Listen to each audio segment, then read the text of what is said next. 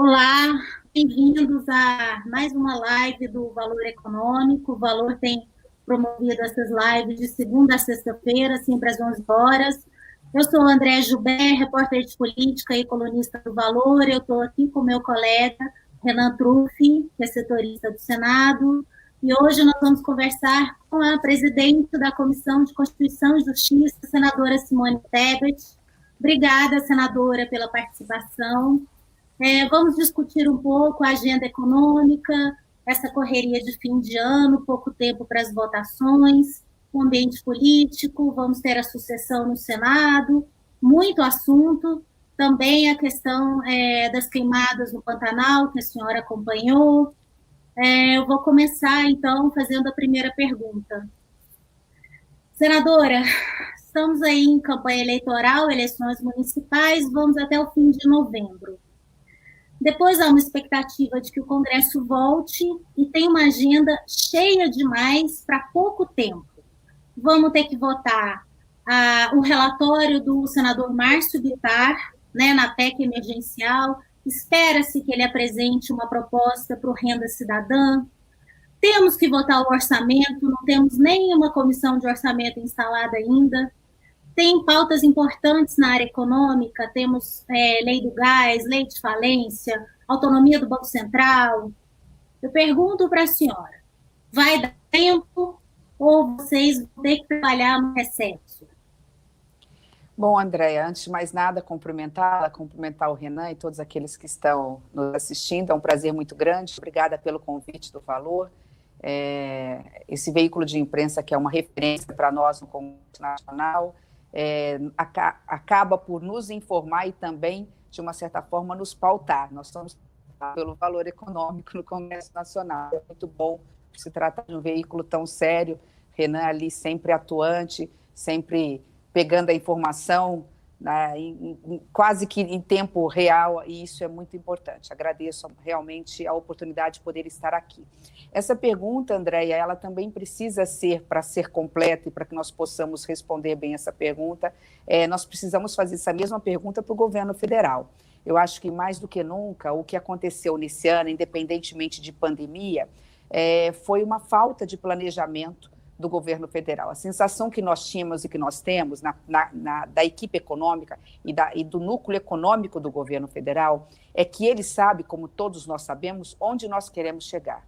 A questão é que o governo passa informações trocadas no como chegar onde queremos chegar.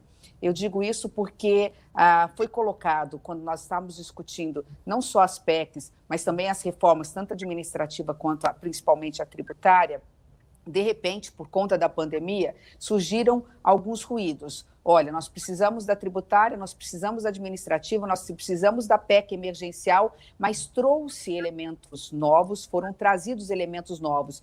Nós precisamos aumentar o gasto público com a renda cidadã, o Renda Brasil, tenha-se o nome que tiver. Nós precisamos do gasto público a mais, nós precisamos de 10 a 14 bi para obras de investimento em infraestrutura, e que não é ruim num ano de recessão como o ano que vem, onde precisa de investimento público para fazer a economia girar. Mas foram trazidos elementos novos, sem o governo apontar, a não ser aquela samba de uma nota só, sem apontar qual era a fonte de receita ou mais, né, de onde cortaria-se gastos para se aumentar ou se criar novas despesas. Então, o que aconteceu? O governo deixou correr solto algumas propostas na área econômica, especialmente a reforma tributária, e eu disse isso mais de uma vez para o governo federal e para a equipe econômica: isso não vai dar certo, porque a estrutura, né, a engenharia de uma reforma tributária tem que vir do governo federal, e a arquitetura é nossa, né, mas a gente precisa do esqueleto vindo do governo federal, e o governo sempre deixando correr solto. Porque tinha-se uma convicção equivocada, tanto que está resultando nisso, de que a saída seria a recriação da CPMF, desse o nome que se dê. Então, nesse aspecto, em relação a essas propostas mais estruturantes, André, e essa foi a tua pergunta, reforma tributária ou mesmo administrativa, e a própria PEC emergencial não deixa de estar no bolo da reforma administrativa, que é a que está com o senador Márcio Bittar, eles foram muito mais... Eles tiveram muito mais obstáculos da falta de planejamento e daquilo que precisava ser dito para o Congresso Nacional por parte da equipe econômica do que propriamente fruto da pandemia. Em relação a esses projetos mais pontuais, necessários também, mas são apenas curativos ou band-aids colocados numa hemorragia, né? Ou apenas alguns cuidados emergenciais diante de uma fratura exposta, você precisa levar o paciente para o hospital para operar, mas enquanto isso você faz algumas medidas paliativas, como o marco do gás, a autonomia do Banco Central, esses projetos que você mencionou, a própria lei de falência, essa sim. Esses eu acredito que dá para trabalhar dentro de um cronograma, os líderes do governo estão se preparando para isso, mas, repito, são paliativos. São importantes? São boas sinalizações para o mercado? Sim. Pode dar uma certa credibilidade, tirar um pouco o ruído, dar a sensação de que o Congresso voltou à atividade e que pós-pandemia nós voltaremos com a agenda reformista? Sim. Mas, repito, enquanto o governo não sinalizar de forma objetiva como quer chegar para alcançar essas propostas maiores, tanto da reforma administrativa quanto da tributária, envolvendo aí uma série de outras questões, nós ficaremos dando uma desculpa da questão pandêmica, quando, na realidade, é muito mais de falta de planejamento, organização e efetivo entrosamento. Eu finalizo com isso, André. Desculpa ser longa, mas normalmente as primeiras perguntas, a primeira, pelo menos, sempre as respostas são mais longas. Mas falta de entrosamento da equipe econômica. Acho que falta, por parte do presidente da República, devolver economia para o núcleo econômico do governo. Economia com política dentro do executivo não dá certo. Muito menos quando se entrega economia para o Centrão. Senadora, eu queria aproveitar esse gancho para falar um pouco dessa questão das fontes de financiamento do Renda Brasil. O governo chegou a apresentar algumas ideias que não tiveram apoio no Congresso. Eu queria saber da senhora que tipo de solução que a senhora acha que teria aderência no Senado e na Câmara para prosseguir com essa discussão, já que, como a Andrea destacou, o tempo restante vai ser praticamente um mês, que após as eleições, que o Bittar deve apresentar o relatório. Pronto, o Renan acabou me dando a resposta, concluindo a minha resposta anterior, dando um exemplo prático do que eu estava dizendo.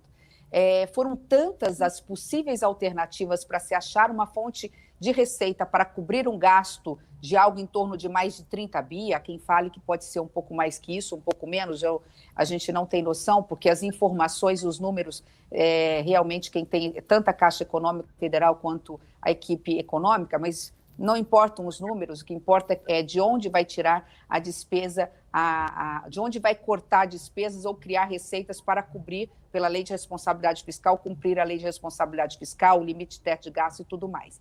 Então, foram tantas as alternativas que faz com que o Renda Brasil não possa nem ser discutido no foro competente, que é o Congresso Nacional e Legislativo. Aí vem a crítica, a meu ver, equivocada e injusta de que o Congresso Nacional está travando a política econômica do governo, quando, na realidade, falta transparência, falta propostas mais cristalinas vindas do governo federal, ainda que o Congresso Nacional sirva e serve para revisar, para melhorar, para fazer os ajustes necessários. Eu ouvi cada sugestão absurda, Renan, a última agora é de arrepiar o cabelo.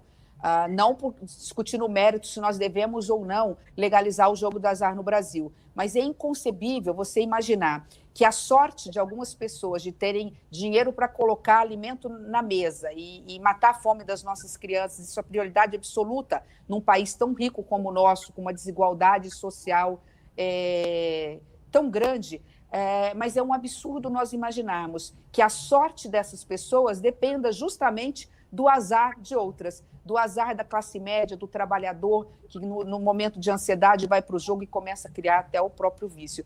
Então, assim, volto a repetir, não estou discutindo se devemos ou não legalizar o jogo do azar, eu tenho um posicionamento muito claro a respeito do projeto que está no Congresso, acho um projeto muito ruim, mas, independente disso, não dá. Quando você tem mesmo a questão da CPMF, vamos criar um imposto para a classe média novamente pagar o pato e pagar, ele é um imposto até legítimo, é um imposto que você fiscaliza, você impede sonegação, porque você controla, né, a entrada e a saída do dinheiro, mas como falar em CPMF quando o povo brasileiro é o povo que mais paga impostos e você ainda não taxa lucros e dividendos. Então, são essas situações que me fazem ficar um pouco preocupados. O governo vai ter que retomar o pós-pandemia com uma palavra mais uníssona. Acho que o que falta agora é voltar a fortalecer a equipe econômica do governo, né? O posto Ipiranga, se é esse, se vai ser trocado, isso não é isso que importa. Quem tem esse poder, quem tem essa caneta na mão é o chefe do executivo. Mas o que não pode é ter um ministro da economia que não possa fazer economia e a palavra dele tenha menos força do que um núcleo político ou do que o próprio Centrão dentro do Congresso Nacional. Isso é muito ruim. Que gesto a senhora acha que deveria partir do presidente para fortalecer a equipe econômica? Só complementando, havia alguns ruídos do próprio ministro Paulo Guedes com a cúpula do Congresso, houve reuniões, houve um jantar de conciliação. Me parece que a cúpula do Congresso, o presidente do Senado, o presidente da Câmara, estão afinados com o ministro da Economia. O que falta para que essa sintonia se transforme em propostas concretas, para que dê tempo de que depois das eleições apareça alguma proposta factível, que não seja, por exemplo, jogo de azar, como a senhora está criticando, que não seja aí Fundeb, que não seja precatórios, mas o que falta para que apareça alguma proposta factível e se a senhora acha que isso vai aparecer depois das eleições? Nesse aspecto, eu acho que falta aí muito mais um entendimento do Ministério da Economia de como é que funciona uma democracia no Brasil e essa independência dos dois poderes, principalmente do Legislativo em relação ao Executivo. Nós não somos apêndices do Executivo, nós somos poderes harmônicos, independentes, de igual importância. E eu dou vários exemplos para mostrar onde eu quero chegar. A sensação que eu tenho da equipe econômica e do ministro Paulo Guedes, que é muito competente naquilo que faz, tem uma agenda liberal da qual eu concordo na sua grande maioria, não no todo. Acho que há um liberalismo aí até em excesso em algumas questões, como tentar privatizar a Petrobras, por exemplo, mas enfim. Mas o que faltou nesse tempo foi entender a política brasileira, entender a democracia brasileira. Talvez por isso é que a política tenha entrado de forma equivocada na pasta econômica. Eu dou vários exemplos. A desoneração da Folha, que só não foi colocado o veto ainda para ser derrubado, e ele vai ser derrubado, se essa é uma pergunta que vocês vão me fazer. Eu quero dizer que eu não tenho dúvida em relação a isso, Andréia, vai ser derrubado. Ele só não foi derrubado ainda por uma teimosia equivocada da equipe econômica de que, olha, vamos falar que nós vamos desonerar a Folha para outros setores, no momento de crise, onde a gente não tem mais de onde tirar, onde diminuir as receitas é algo inconcebível, vamos falar que nós vamos aumentar a desoneração, até ampliar um pouco mais por mais um ano, para poder, com isso, justificar a aprovação de uma CPMF. Eles tinham que ter entendido naquele momento que, mesmo assim, nós não iríamos aprovar, não estou dizendo que não vamos no futuro, mas não iríamos aprovar uma nova CPMF para cobrir essa questão de uma ampliação da desoneração. Então, essa teimosia, esse samba de uma nota só, insistir, fez com que se retardasse projetos estruturantes para o país. A reforma tributária foi um exemplo. Eu sou da comissão mista. O que eu vi em relação à reforma tributária? Deixaram as duas PECs, a da Câmara e a do Senado, andar. O governo federal em nenhum momento entrou, ficou adiando o tempo todo que ia entrar e entregar a primeira, segunda, terceira e quarta fase do projeto ideal do governo Bolsonaro, não apresentou. Quando apresentou uma única fase. Essa única fase criou um ruído muito grande, porque causava um impacto de quase 16% no setor de serviços, que é um dos setores que mais empregam no Brasil, criou uma reação e a reforma tributária agora está em stand-by, quer dizer, está aguardando serenar a situação. Aí qual é a alternativa? Vamos alimentando a imprensa, o mercado, o capital estrangeiro, etc., com pequenas sinalizações, que, repito, são band-aids numa fratura exposta, são importantes, mas não vão resolver o problema da economia no Brasil ano que vem, num momento de grande dificuldade, e por simplesmente faltar aí entendimento de como é que a política funciona. Então, eu acho que é isso, Andréia, presidente e ministro sentarem à mesa, conversarem, afinarem o discurso e, principalmente, o ministro da Economia entender, eu posso até não concordar, mas entender como é que o chefe está pensando o país no aspecto econômico. Se não houver esse entendimento, cada vez mais o presidente da República vai se cercar daqueles que estão entendendo onde o presidente quer chegar. O presidente quer ampliar o Renda Brasil. É óbvio que isso é uma decisão do Congresso Nacional. O presidente pode querer 600, nós podemos entender que tem que ser menos, tem que ser mais, pouco importa. Na equipe econômica vai ter que estar ajustada a essa posição do presidente, de que entende que tem que aumentar o número de famílias a serem beneficiadas pelo Renda Brasil e, obviamente, que dentro daquilo que lhe cabe, olha, nós temos a lei de responsabilidade fiscal, nós temos uma dívida PIB chegando a 100%, isso torna inconcebível juros, sem a longo prazo, a médio prazo, vai ter que ser rolado com um valor muito mais alto, isso em questão de meses, isso vai impactar na economia, na inflação e tudo mais, é mostrar os dados. Mas ele tem que mostrar os dados, buscando alternativas possíveis de acordo com aquilo que o seu chefe, que é o presidente da República, pensa. E aí sim, a partir daí, construindo uma alternativa ou duas, mandar para o Congresso Nacional. Aí o Congresso Nacional vai fazer a sua parte. Eu realmente acredito que nós vamos ter pequenos avanços nesse ano.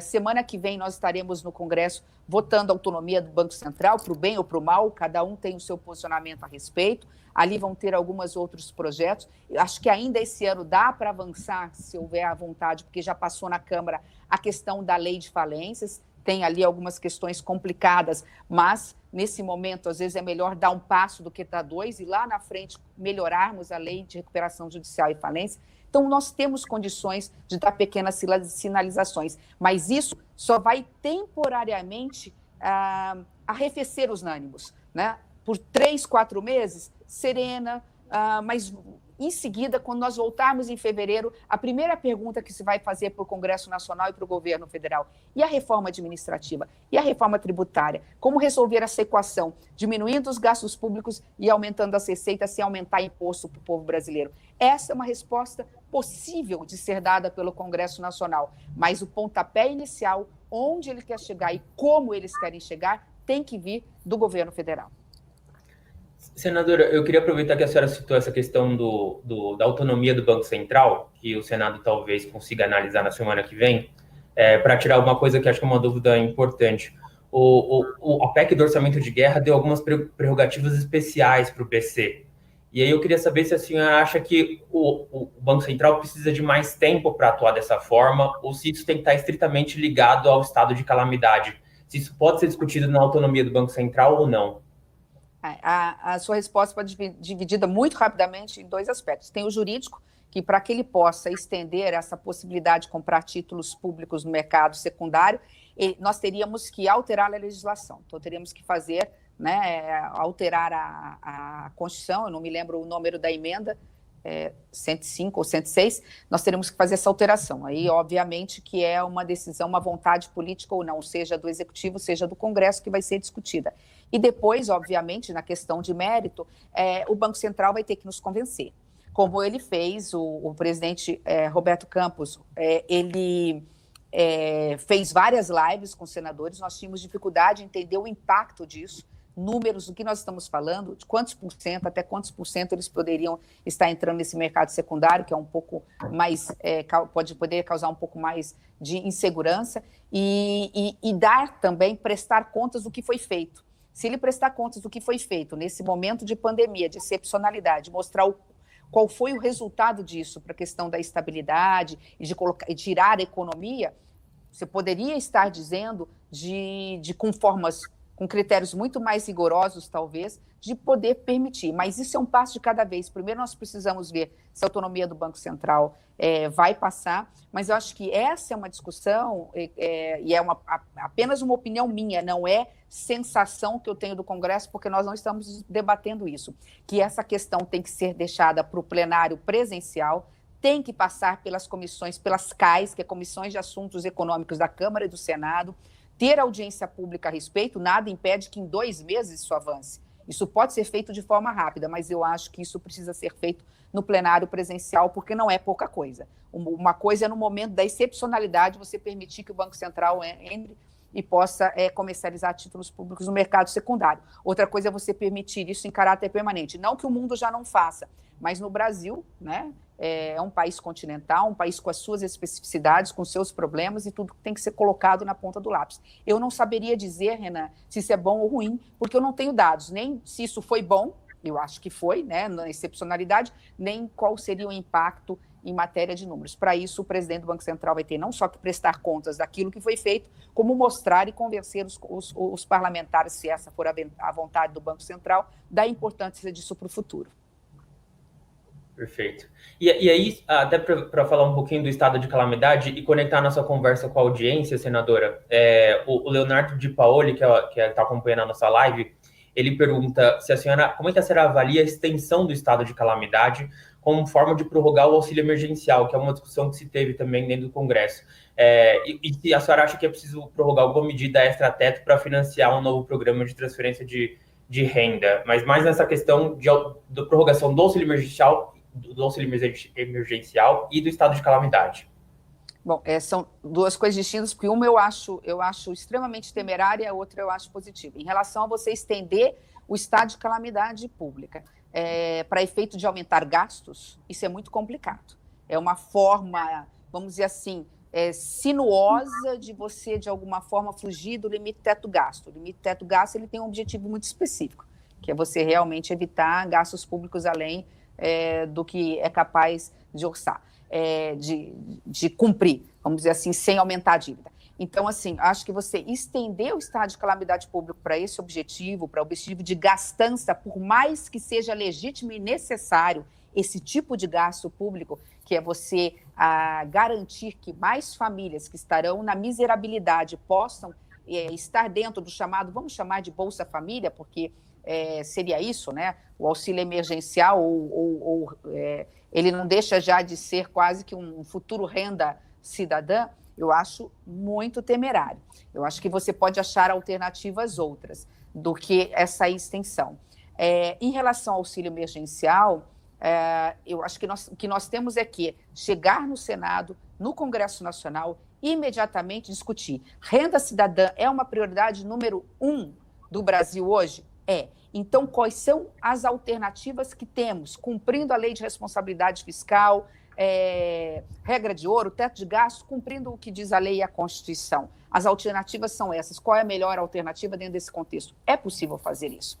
Você tem, de um lado, a possibilidade de diminuir os gastos públicos, inclusive em relação aos gastos tributários. Não estou nem dizendo para cortar linearmente os chamados incentivos fiscais, mas tem alguns que, no custo-benefício, você pode, dali, tirar alguma coisa. Se você dali, que hoje dá mais de 320 bi de renúncia fiscal por ano, grande parte dela não dá para mexer, né? A gente sabe disso. Você tem Zona Franca de Manaus, você tem o Super Simples, que consome 25% dessa renúncia fiscal em relação ao Super Simples, pequenas microempresas.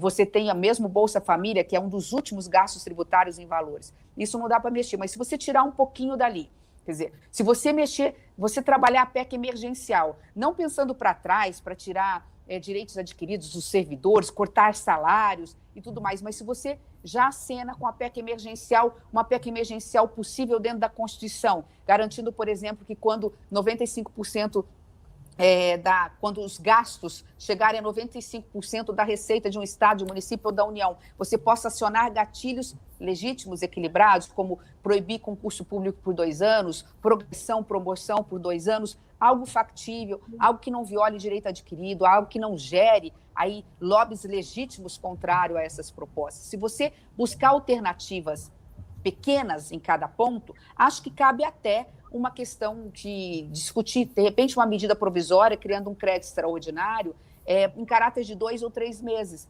Pode ser, com compromisso que a partir de março nós teremos um renda cidadã. Mas essa prorrogação do estado de calamidade pública, não estou dizendo que não vai fazer, porque está sendo discutido isso no Congresso Nacional. Eu tenho um pouco de dúvida se seria uma boa sinalização para todos.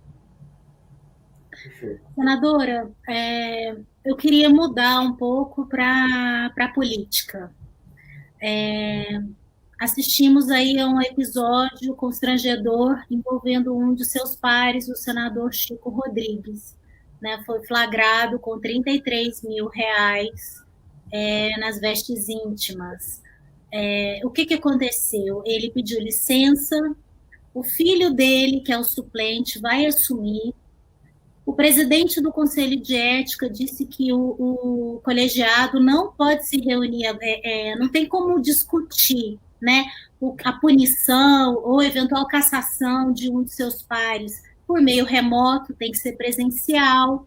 Então, acaba que esse episódio, né, que de alguma forma chocou o país, está sendo adiado. Há uma expectativa aí, vamos deixar a poeira baixar um pouco. Essa é a resposta que o Senado deve dar para a sociedade?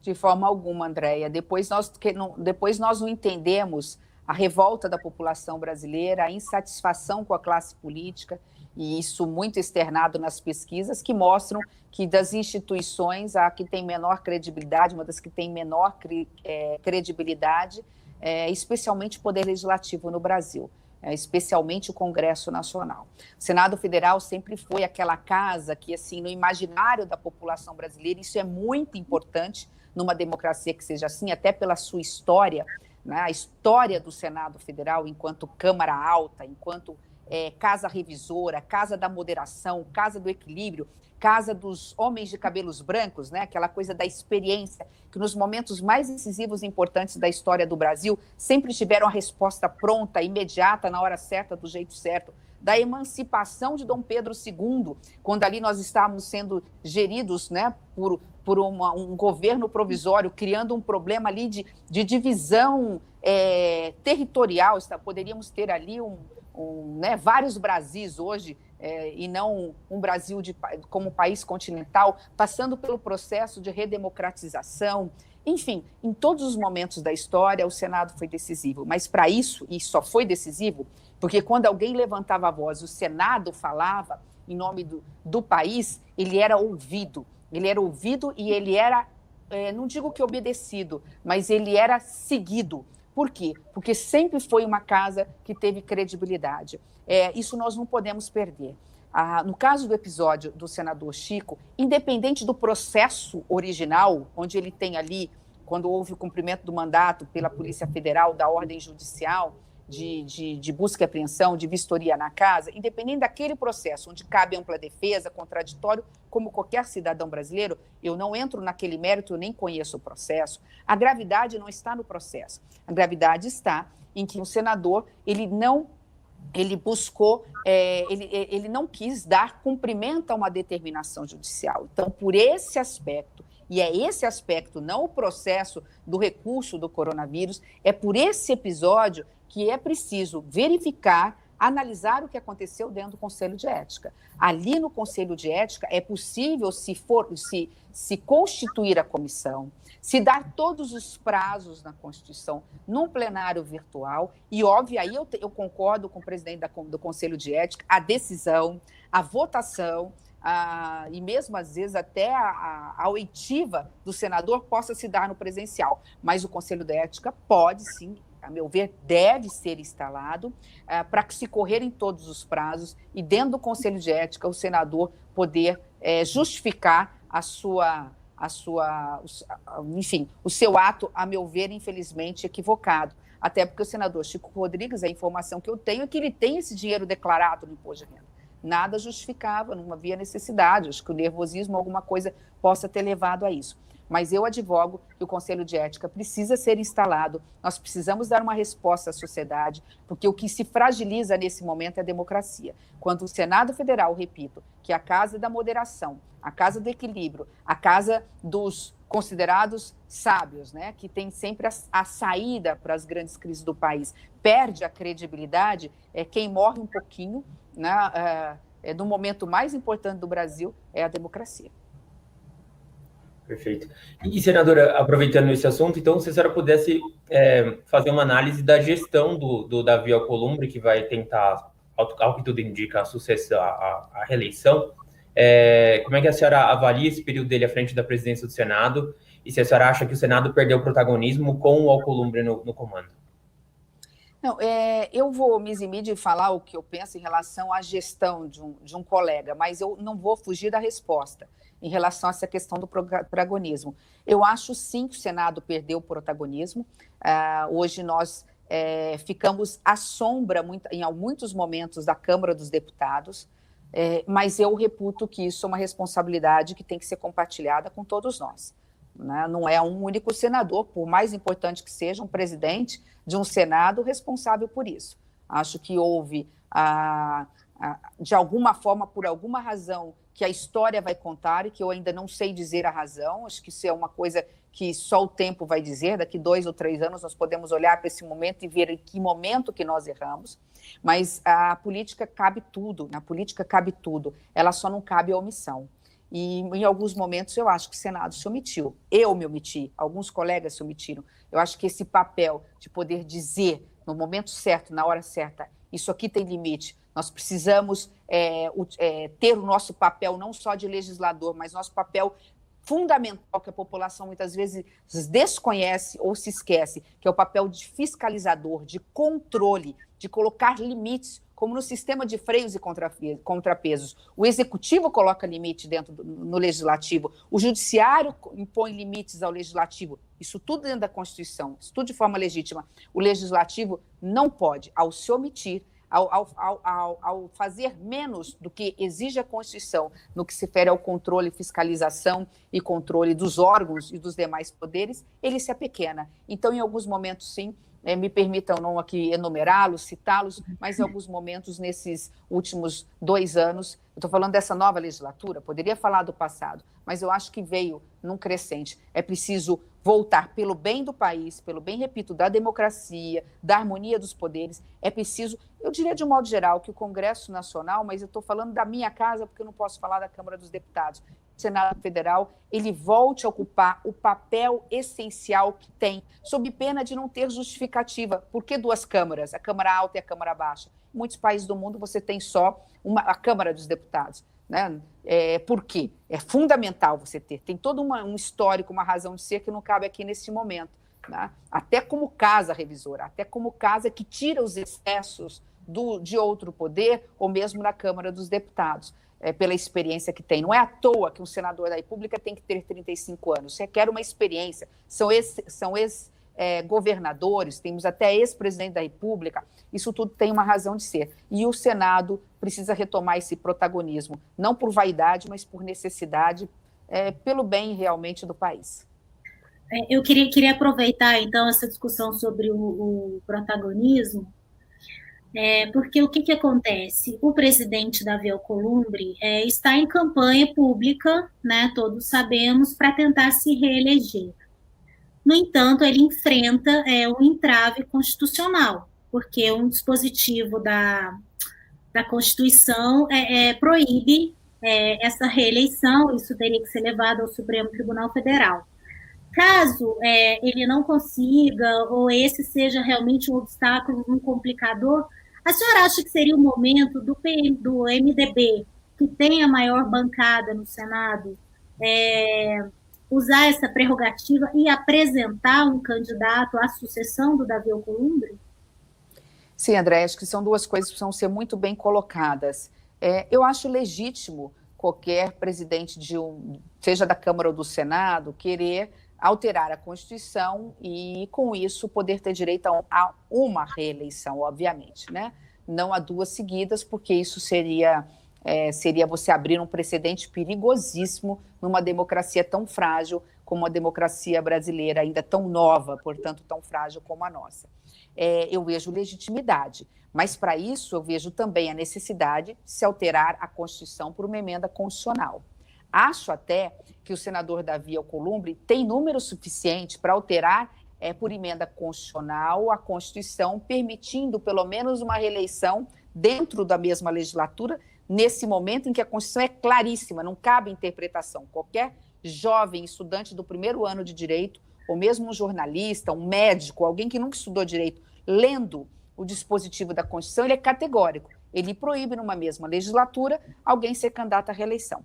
acho que passa na Câmara dos Deputados. O problema é do Senado, passa no Senado, é que nós estamos dentro de um prazo muito curto para que isso aconteça. Então, qual que é, a meu ver, o que eu acho que é a expectativa do presidente Davi, da mesa diretora, enfim, de alguns colegas parlamentares? A expectativa é que o Supremo decida por nós. Isso é perigoso, porque, veja, primeiro que é uma decisão nossa, ela é interna corporis, ela é uma decisão política, e decisão política não se dá pelo judiciário. Nós reclamamos tanto da judicialização da política e, com isso, da politização da justiça. E somos os primeiros a buscar o judiciário para resolver problemas que são nossos, da política. Bom, este é um mecanismo e é uma decisão que, se o Supremo der, ele vai ter que tomar muito cuidado com o que ele vai dizer. Porque quando ele disser que é um ato interna corporis do Senado, ele está dizendo exatamente o que nós precisamos ouvir, o que é legítimo. Essa é uma decisão política.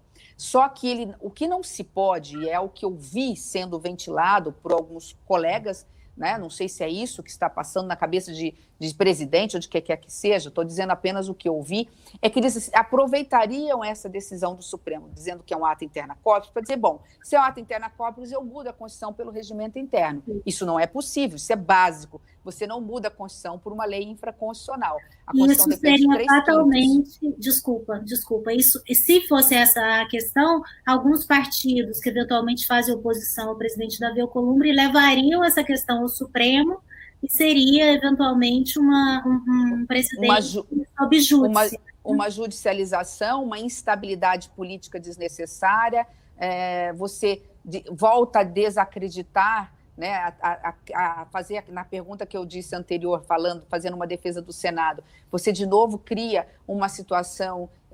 de uma imagem mais negativa do Senado Federal. Então, a única saída que eu vejo para isso, eu não tenho problema em votar, não estou discutindo a legitimidade, poderia dar meu voto numa PEC como essa, não é essa a questão. Mas, como jurista, eu não tenho condições de aceitar qualquer tese que seja diferente daquilo que é pacífico em qualquer jurisprudência, em qualquer livro de direito público, da teoria geral do direito constitucional. Você não pode, por maioria simples, que é o regimento interno, você muda por maioria simples.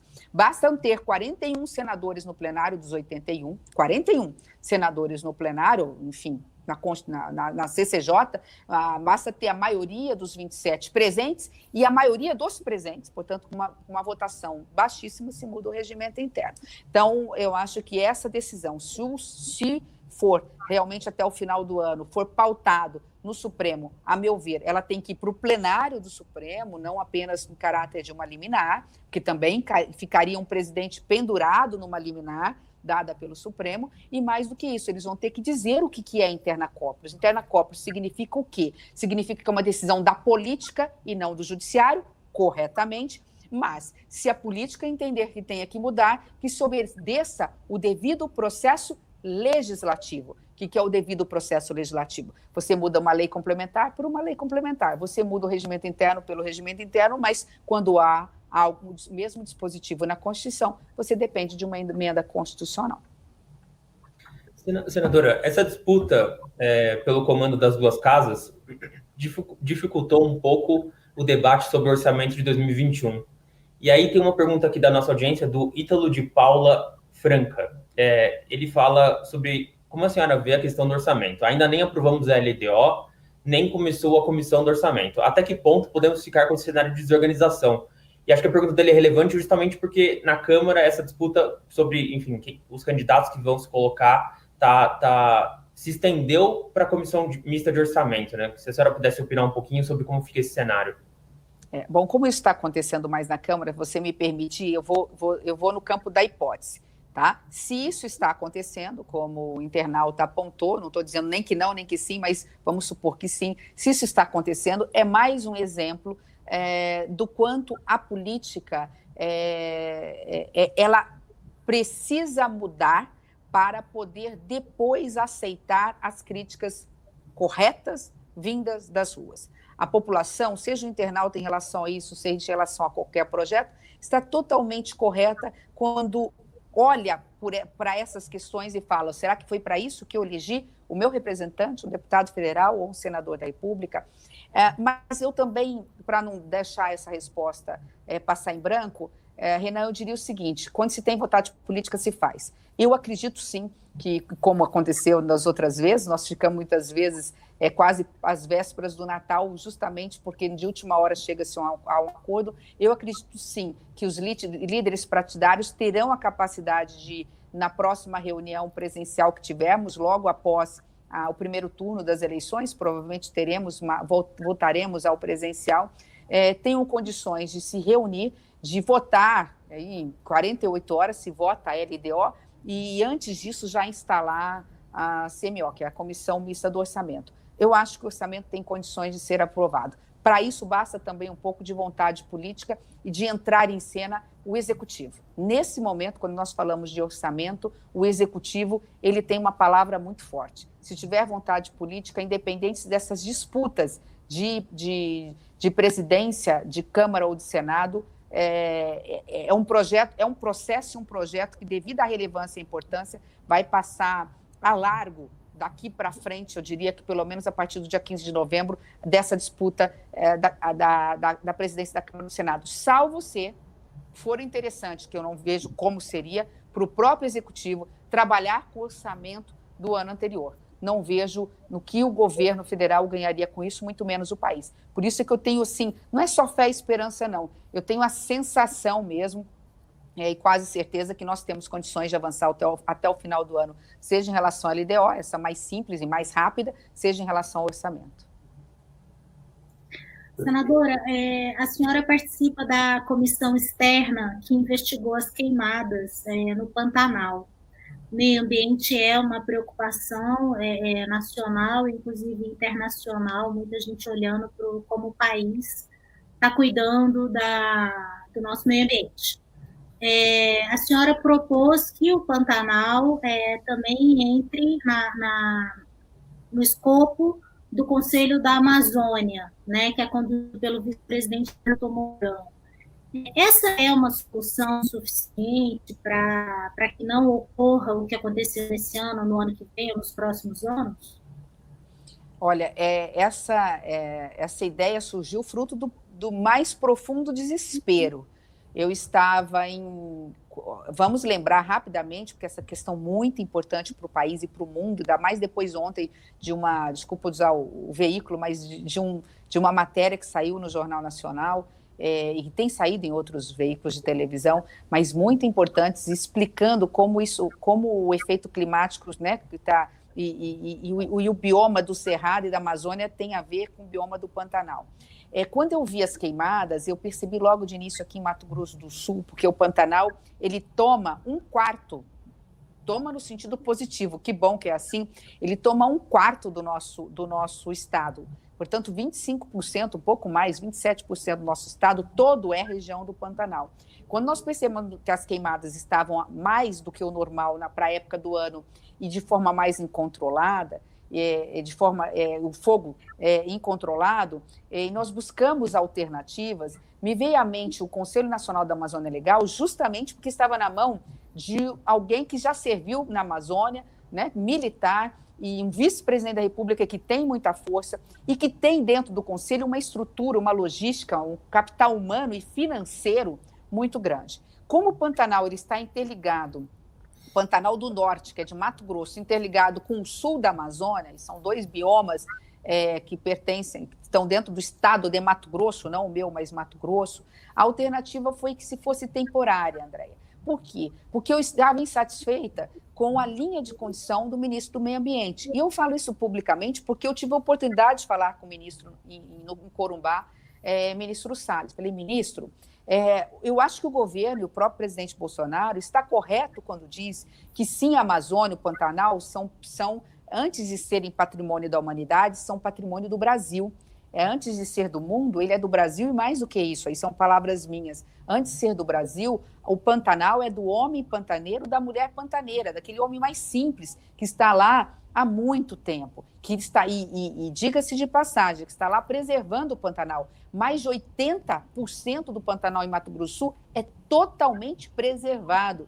E foi preservado justamente por conta do homem e da mulher pantaneiros, porque graças ali ao fato de terem pecuária, embora não em grande quantidade, mas em quantidade limitada pela legislação, é que nós conseguimos, por exemplo, eu como fui deputada estadual, impedir usinas de álcool, usinas que poluem o Pantanal. Então, de alguma forma, o sistema ele foi se equilibrando. Essas queimadas em excesso, elas são frutos realmente da falta de chuva, e falta de chuva, além do ato criminoso de uma meia dúzia. Então, quando eu falei para o ministro Ricardo Salles, o presidente está correto quando disse que a Amazônia é problema nosso, que o Pantanal é do homem pantaneiro, é do Brasil primeiro. Só que, da mesma forma como nós defendemos que, de um modo geral, o agronegócio cuida do meio ambiente, nós temos que ser rigorosos com aqueles criminosos que invadem áreas públicas, florestas públicas, com os grileiros, com os mineradores ilegais, com aqueles que ateiam de forma criminosa fogo para depois passar o maquinário e cercar aquilo como seu, quando na realidade aquilo é patrimônio público ou está sendo judicializado e discutido. Porque se nós não tivermos essa palavra firme com a meia dúzia, com 0,1%, que destrói o meio ambiente, você não queima somente o meio ambiente, você queima a honra do agronegócio, que hoje é fundamental para colocar comida barata na mesa do trabalhador brasileiro. Então, nesse aspecto, é que eu quis, sabendo pelos meteorologistas e pelos cientistas, de que nos próximos 4 a 5 anos nós continuaremos a ter essa estiagem, é que eu entendo que sim, o Pantanal precisaria estar não só no Conselho Nacional da Amazônia Legal, mas mais do que isso, vai a minha crítica construtiva ao governo federal, que ele tenha que, da mesma forma como ele é duro no aspecto da segurança pública, em relação a organizações criminosas, que ele trate o criminoso ambiental da mesma forma. Se ele sinalizar dessa forma para o mercado, para o investidor estrangeiro, ele vai fazer com que o investidor estrangeiro perceba que no Brasil o meio ambiente é coisa séria. Do contrário, nós vamos atingir em cheio a economia brasileira, porque hoje o mundo olha para os produtos da forma como eles foram produzidos. E essa história, desculpa se está sendo longa, infelizmente, essa história que o mundo precisa do Brasil, porque o Brasil é o celeiro do mundo, hoje ela é muito relativizada. Ela não é mais uma verdade absoluta, porque graças à tecnologia é possível você plantar hoje, da mesma forma como você planta uva e faz vinho no Nordeste, você pode começar a estar produzindo em terras áridas de outros países do mundo. A China mesmo já está começando a produzir produtos primários. Então, a gente tem que tomar muito cuidado dessa questão, não só para a questão ambiental, para uma questão econômica também. Só para ter um desfecho, porque foi votado na comissão que o Pantanal entre no Conselho da Amazônia, mas isso já está resolvido ou ainda tem que ser votado no plenário das duas casas? Não precisaria, André. Infelizmente não está resolvido, ele depende apenas de uma portaria ou de um decreto do presidente da República. É só em caráter excepcional, no período da estiagem, que pode ser durante 4 meses do ano, 6 meses do ano, nos próximos 5 anos, colocar sobre a responsabilidade do vice-presidente Mourão no Conselho Nacional da Amazônia o Pantanal. Não precisa aprovar pelo Senado, não precisa aprovar na Câmara, mas é mais grave do que isso e mais difícil, porque depende de convencer o presidente da República. E agora, recentemente, eu soube que, embora ele tenha sido muito gentil comigo no telefonema, que o próprio vice-presidente Mourão não quer assumir a responsabilidade de excepcionalmente, apenas nesses meses, 4 a 6 meses, também incorporar o Pantanal na Amazônia Legal. Mas eu acho que eu acho que é uma questão também de tempo. A médio prazo, 2 ou 3 anos, o mundo se assustou com o que estava acontecendo com o Pantanal. O mundo redescobriu o Pantanal, que ficou esquecido até pela população brasileira. A população brasileira falava muito no Amazônia. E ontem, repito, me desculpe, mas o André Trigueiro foi muito feliz ouvindo um cientista mostrando que aquele produto, aquela massa orgânica do Pantanal e as enchentes temporárias do Pantanal, que nós só temos 2 estações, de seca e de chuva e de enchente, ela é tão ou mais importante que a floresta em pé da Amazônia. Claro que ela não é mais importante, porque a Amazônia é muito maior, mas o que ele estava dizendo é que aqui o alagamento, a planície mais alagável do mundo é o Pantanal, ela tem para o bioma, para a questão climática, uma importância muito maior do que se imaginava para efeitos de umidade, de chuva, de ciclo de chuva. Não é minha especialidade, eu quero um dia poder ter a oportunidade de sentar com essas pessoas, inclusive, para entender um pouquinho melhor, mas isso faz com que talvez o mundo comece a olhar o Pantanal da forma que olha a Amazônia Legal, não para o sentido de querer que ela fique intocável, porque, repito, e ali o cientista comentou isso, a queimada controlada, muito específica, muito determinada, em períodos de chuva, ela é fundamental para que no período de seca essa massa orgânica não fique ali, o boi não come essa massa orgânica, porque ela já está seca, o capim já está morto, ela fique ali e vira um barril de pólvora. Então é um processo que estamos iniciando, infelizmente, não por amor, mas pela dor, e essa dor vai ter que nos ensinar, não só a gemer, mas nos ensinar a tomar ações efetivas para que essa situação não se repita no futuro. Senadora, se a senhora pudesse se posicionar também sobre um tema da semana, que é a discussão sobre a vacina, uma possível vacina para a Covid-19, né? Há uma disputa de protagonismo entre o presidente e governadores. Eu queria saber se a senhora acha que o Congresso tem que se posicionar sobre isso, ou se o Senado, e o que pode ser feito na Casa Legislativa. Renan, como eu disse, nós precisamos voltar a ter o papel, assumir o nosso papel e a nossa responsabilidade, o nosso dever constitucional, e até mostrando para a sociedade brasileira de que tão importante quanto o nosso papel de legislatura, de fazer leis, é o papel de fiscalização e controle. Para isso existem as nossas comissões que podem ser acionadas a qualquer tempo, convocar qualquer autoridade, qualquer ministro de Estado para possíveis esclarecimentos e saber o que está acontecendo. A única coisa que eu pondero nessa questão, sendo pragmática, eu vou deixar aqui qualquer ilação de lado e ser pragmática nesse sentido por tudo que eu ouvi. Ora, se a vacina só vai acontecer a partir de 2021, se não vamos ter vacina para todo mundo no primeiro semestre de 2021, como parece estão dizendo, seria primeiro para os profissionais da saúde, e depois para aqueles com maior idade, da melhor idade, quem tem comorbidade e tudo mais. Eu deixaria essa questão, até porque nós estamos no plenário virtual, para ser discutida o ano que vem, sobre a questão da vacinação ser obrigatória ou não. Volto a repetir, por pragmatismo. Primeiro, porque ela está judicializada, ou vai ser judicializada, o judiciário já pode, de repente, cobrir essa questão. Não que eu acho que seja ideal. Repito, essa judicialização da política é muito ruim, mas eu estou sendo pragmática. Ela já está sendo judicializada, nós estamos chegando no final do ano, temos uma pauta econômica muito séria pela frente, temos dificuldade, em função da pandemia ainda, de fazer no presencial qualquer convocação de autoridade e tudo mais. Mas sendo pragmático, como a gente ainda não tem essa vacina, e ainda 85% da população brasileira quer tomar a vacina, o efeito rebanho vai se dar. E digo isso porque me chamou a atenção uma fala de um desses estudiosos da área, quando ele disse o seguinte: olha, nós não estamos falando, a vacinação obrigatória, quando ela se dá, ela é obrigatória porque normalmente quem são os mais frágeis na ponta são as crianças. Então a criança que não tem discernimento precisa ser protegida pelos adultos, por nós, e ela precisa ser obrigatória, sob pena de não poder entrar na escola,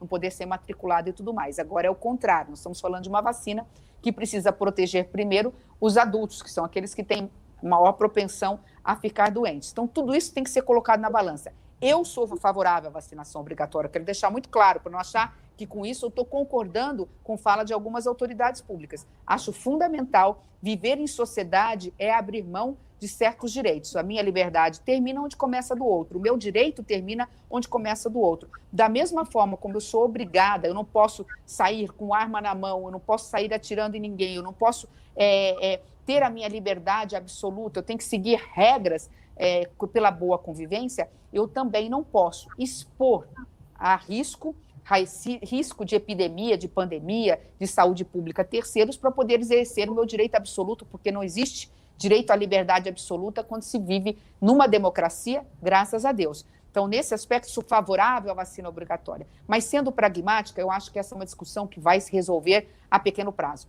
Deixa a vacina ser lançada para vocês verem. 85% da população vai correr para as filas dos postos. E os outros 15%, se houver problema de contágio, a própria política, nós mesmos, Congresso Nacional, por legislação, podemos estar resolvendo essa questão. Eu vou deixar por um pouquinho para frente, porque como nós iniciamos, nós temos a nossa live, nós temos tantos problemas imediatos para serem resolvidos.